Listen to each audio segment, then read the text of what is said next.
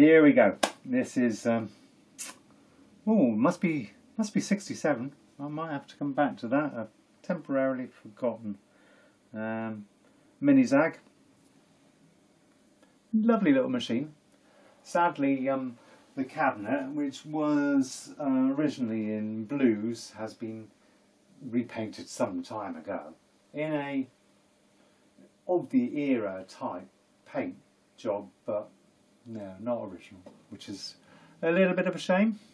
The back glass, I did a little bit of minor retouching where I could. Obviously, you can only really retouch when it's not transparent, when it's not transmissive of light. So, all the unlit areas I touched up fairly sympathetically. You can see there's a few cracks that were on the spotlights that I've tried very hard to just match both colour and opacity. But yeah, it's alright. It's very, very playable, very not a bad example of an original glass back glass. The playfield, this is the second playfield.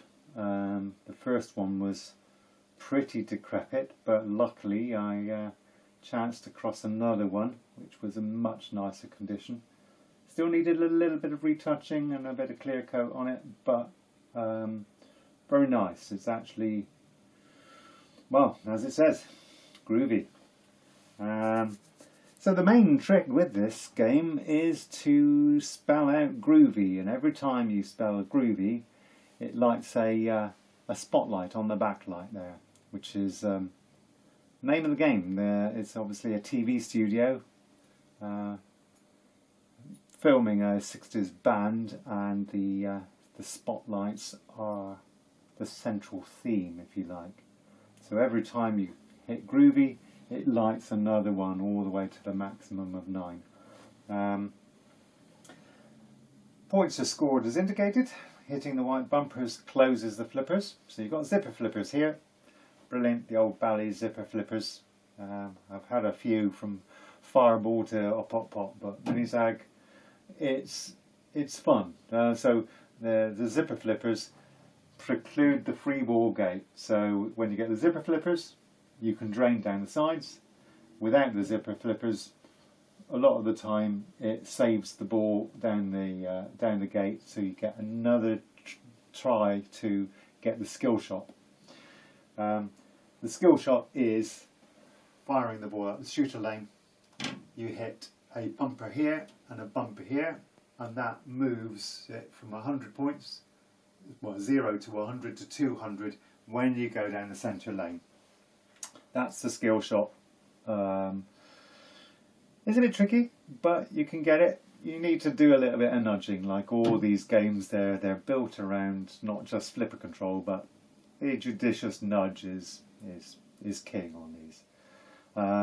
Got every time you hit a red mushroom, it lights one of these TVs, and then for every TV, when you hit a Zagger lane, which is both these kick-out holes, get the ball in the kick-out hole, it kicks this captive ball around, and for every lit one, it lights another groovy light and gives you 100 points. So otherwise it's 10 for an unlit one.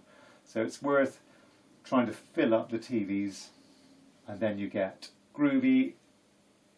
So you light more lights every time you hit a zigger lane, which then adds on to the bonus. That's the optimal way of getting high scores. So yes, hitting orange bumpers advances the Zagger lane lights and the groovy lights. Completing groovy advances the coloured spotlights on the back glass.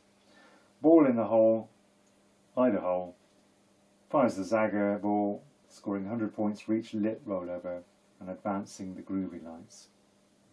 This one is an adder ball. It came with the adder ball attachment, which is just an extra relay inside. It was commonly put in so that you could win credits. So back when they were trying to ban gambling machines, which they, government New York, and these people tried to ban pinball and smashed up an awful lot at that time. This was to get around that. So it was definitely, you couldn't win games, so it couldn't be used for gambling.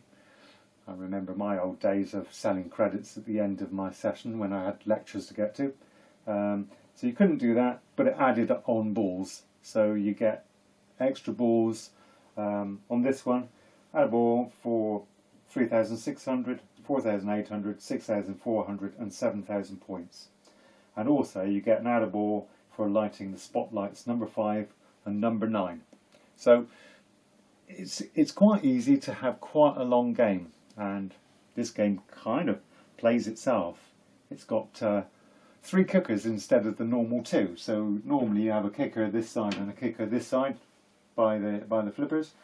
This one's got an extra one here as well. So it's a funky old game. It tends to bounce around quite nicely, and you've got to keep up with the ball rather than shooting shots. Although obviously this one's a tricky one, getting it into that kick out. This one's a bit easier, and you get a yellow mushroom, and that's just 100 points, which in the scheme of the game, that's quite a good target to get to.